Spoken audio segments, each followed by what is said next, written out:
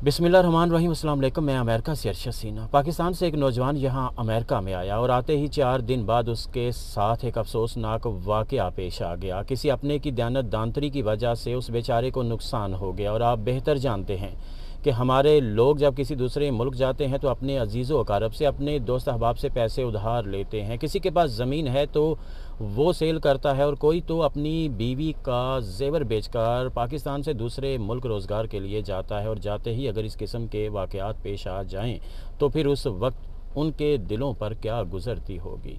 इस सारे वाक़े का पता जब अमेरिका में मुकीम पाकिस्तानी निजात चौधरी नजीब साहब, पाकिस्तान ज़िला गुजरात से उनका ताल्लुक़ है और अमेरिका में मक्का हलाल फूड के नाम से उनका कारोबार है, उन्हें पता चला तो उन्होंने उस बंदे का पता लिया, खुद उसके पास गए और उसी वक्त उस बंदे से मिले, उसकी हौसला अफजाई की और डॉलरों की सूरत में जो उसका नुकसान हुआ था उसे पूरा किया। और इसके पीछे सिर्फ एक ही बात थी, इंसानियत।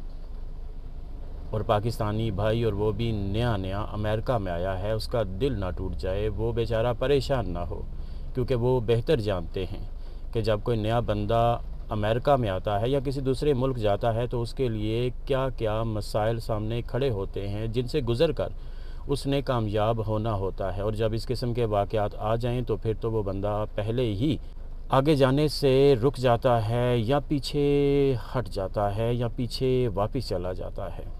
और वैसे भी अल्लाह ताला अपने नेक बंदों की मदद अपने ही नेक बंदों से करवाते हैं। खुदा ताला चौधरी नजीब साहब को इस नेकी का अजर दे, आमीन। अपना बहुत सा ख्याल रखिएगा और अपने साथ जुड़े हुए सभी लोगों का भी, अपने माँ बाप का, बीवी बच्चों का, बहन भाइयों का, अजीज़ों कारब का, दोस्तों का, हमसायों का, गरीबों, यतीमों, मस्कीनों और बुज़ुर्गों का भी।